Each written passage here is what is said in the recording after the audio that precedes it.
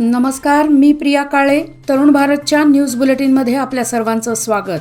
आता पाहूया ठळक घडामोडी. बेळगाव बेंगळूरसह 9 वंदे भारत एक्सप्रेस सुरू करण्याचा प्रस्ताव नैऋत्य रेल्वेने रेल्वे मंत्रालयाकडे पाठवला आहे. त्यामुळे येत्या काही दिवसात बेळगाव बेंगळूर मार्गावर वंदे भारत एक्सप्रेस सुरू होण्याची शक्यता वर्तवली जात आहे. हुबळी बेंगळूर वंदे भारत एक्सप्रेसला उत्तम प्रतिसाद मिळत असल्याने भविष्यात बेळगावमधूनही वंदे भारत एक्सप्रेस सुरू होण्याची शक्यता आहे. कॉलेज रोड येथील पशुसंगोपन खात्याच्या समोर असलेल्या धोकादायक झाडाच्या फांद्या रविवारी हटवण्यात आल्या. नगरसेवक शंकर पाटील यांनी धोकादायक झाडांच्या फांद्या हटवाव्यात अशी मागणी वन खात्याकडे केली होती. त्यानुसार वन खात्याने ही कारवाई केली आहे. भारतीय वायुसेनेमध्ये तांत्रिक शिक्षण घेतलेल्यांनाच नाही तर इतर विविध कोर्सचे शिक्षण घेतलेल्यांना देशसेवा करण्याची भरपूर संधी आहे. त्यांनी त्याचा सदुपयोग करून घ्यावा असे सांब्रा एअरमन प्रशिक्षण केंद्राचे शैक्षणिक अधिकारी स्क्वॉड्रन लीडर जी दीपिका यांनी सांगितले. येथील महावीर पी मिर्जी वाणिज्य महाविद्यालयात भारतीय वायुसेनेमध्ये नोकरीची संधी या विषयावर व्याख्यानाचे आयोजन करण्यात आले होते. यावेळी त्या बोलत होत्या.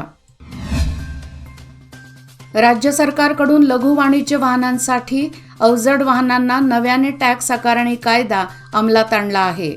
लाईफ टाईम टॅक्स आकारणी करण्यात येत आहे. हा कायदा मागे घ्यावा यासाठी सोमवारपासून आंदोलन करण्याचा निर्णय घेण्यात आला होता. सरकारने यावर विचार करून निर्णय घेण्यात येणार असल्याचे कळवण्यात आल्याने आंदोलन तुर्तास स्थगित करण्यात आले आहे, असे लॉरी ऑनर्स संघटनेचे अध्यक्ष गुरुराज पाटील यांनी सांगितले. ग्रामीण भागातील जनतेला सरकारी सेवा सुविधा वेळेत मिळाव्यात यासाठी ग्रामवन सेवा प्रत्येक गावात सुरू करण्याचा निर्णय सरकारने घेतला आहे. त्यानुसार प्रत्येक गावात लोकसंख्येच्या आधारावर ग्रामवन सेवा सुरू करण्यात आली आहे.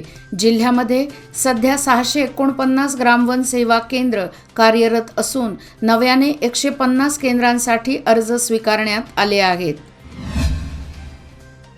पावसाळी रताळी खरेदी हंगामाला प्रारंभ झाला आहे. काही ठिकाणी रताळी काढणी केली जात आहे. ज्या शेतकऱ्यांनी रताळी वेल उन्हाळ्याच्या दरम्यान लागवड केला होता ती रताळी काढणीला आली आहेत. त्यामुळे APMC बाजारात पावसाळी रताळ्यांची आवक सुरू झाली आहे. विशेषतः मलकापूर जातीच्या रताळ्यांना प्रति क्विंटल 2,500 रुपये दर आहे. त्यामुळे रताळी उत्पादकातून समाधान व्यक्त होत आहे.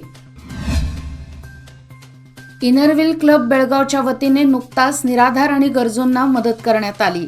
स्नेहालय शाळेतील विद्यार्थ्यांना जमखाना थर्मास तर कियान चिल्ड्रन्स होम येथील HIV पॉझिटिव्ह मुलांना तेलाचे डबे आणि लोकरीचे मोजे, करुणालय गृहाला तेलाचे डबे आणि कपडे, चिकुंबी मठ अनाथाश्रमाला सुका मेवा आणि नवविवाहितेला मिक्सर आणि टेबल फॅन भेट देण्यात आला. यावेळी इनरव्हील क्लबच्या अध्यक्षा मंजिरी पाटील, सचिव उर्मी शिरेगार उपस्थित होत्या. खुश खबर बेलगाम वालों के प्यार की खातिर मनोरंजन के लिए हम फिर से आपके शहर में लेकर आए हैं रैम्बो सर्कस. हैरत अंगेज करने वाले नए अंदाज में और रोंगटे खड़े करने वाले कारनामों से भरपूर. हर दिन 3 शोज, दोपहर 1 बजे, 4 बजे और शाम 7 बजे. हमारा पता CPED मैदान, क्लब रोड, बेलगाम. अधिक जानकारी के लिए संपर्क करें. मोबाइल क्रमांक 9611554897 और ऑनलाइन टिकट बुकिंग के लिए स्क्रीन पर दिए गए वेबसाइट से संपर्क करें. Rambo circus. भेंडी बाजार मोतीलाल चौक येथील सिद्धिविनायक मंदिर ट्रस्टच्या वतीने श्रावणी संकष्टी चतुर्थी निमित्त साबुदाणा खिचडीचे वाटप करण्यात आले. 101 किलो साबुदाणा खिचडीचे परिसरातील नागरिकांना वाटप करण्यात आले.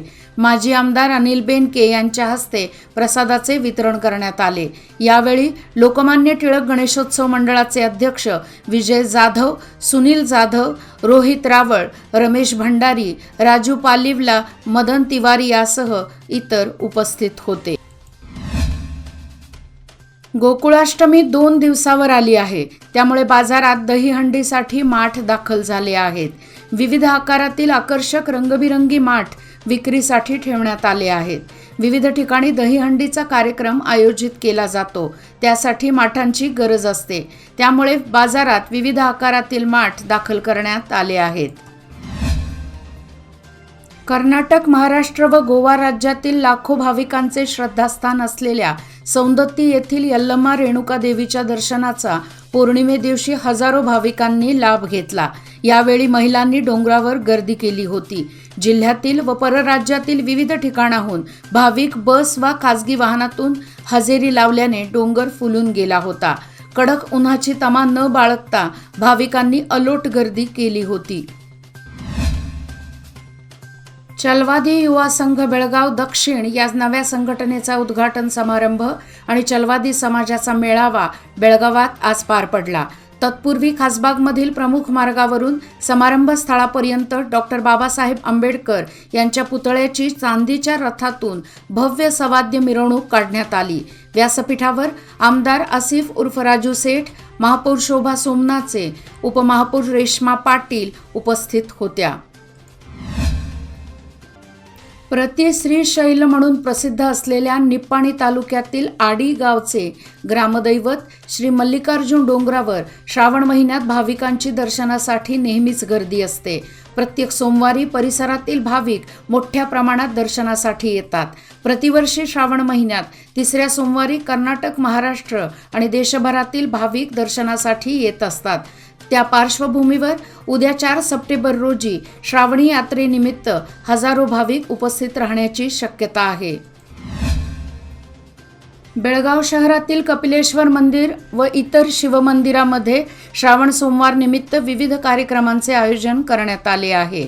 श्री ज्योतिर्लिंग देवस्थान नार्वेकर गल्ली येथे उद्या 3ऱ्या श्रावण सोमवार निमित्त ज्योतिर्लिंग देवाला लघुरुद्राभिषेक घालण्यात येणार आहे. भाविकांनी दर्शनाचा आणि तीर्थप्रसादाचा लाभ घ्यावा असे आवाहन करण्यात आले आहे. इच्छाशक्ती चिकाटी आणि एकाग्रतेने यश मिळवता येते. त्यामुळे IAS, KAS सह स्पर्धात्मक परीक्षा देण्यास कोणताही संकोच करू नका. स्पर्धा परीक्षा देणाऱ्या विद्यार्थ्यांनी सातत्यपूर्ण सराव आणि प्रयत्नाने आपले ध्येय साध्य करावे असे आवाहन जिल्हाधिकारी नितेश पाटील यांनी केले. जिल्हा प्रशासन आणि जिल्हा रोजगार विनिमय कार्यालय यांच्यातर्फे श्यामक कुमार गंधर्व रंगमंदिरात स्पर्धा परीक्षा प्रशिक्षण कार्यशाळा आयोजित करण्यात आली. यावेळी ते बोलत होते. बेळगाव धारवाड व्हाया कित्तूर रेल्वे मार्गाच्या कामाला विलंब होण्याची शक्यता निर्माण झाली आहे. कारण बेळगाव धारवाड या 2 जिल्ह्यातून जाणाऱ्या रेल्वे मार्गासाठी अद्याप भूसंपादनाची प्रक्रिया पूर्ण करण्यात आलेली नाही. केंद्रीय अर्थसंकल्पात पिंक बुकमध्ये या प्रकल्पाचा समावेश होऊन देखील भूसंपादनाची प्रक्रिया रखडली असल्याने हा मार्ग होण्यास विलंब होण्याची शक्यता आहे. याचबरोबर आजचे बातमीपत्र इथेच संपले. अधिक माहिती आणि ताज्या घडामोडीकरता पाहत रहा तरुण भारत न्यूज चॅनल. तसेच आमच्या चॅनलला लाईक, शेअर आणि सबस्क्राईब करायला विसरू नका. आणि विश्वासार्ह बातम्यासाठी दररोज वाचा दैनिक तरुण भारत. धन्यवाद.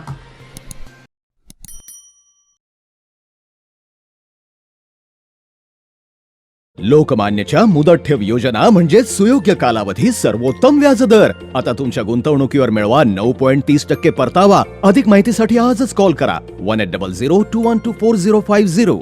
योजना फक्त सभासदांकरता. नियम अटी लागू. लोकमान्य, जिथं पैसा वाढतो आणि नातं वृद्धिंगत होतं.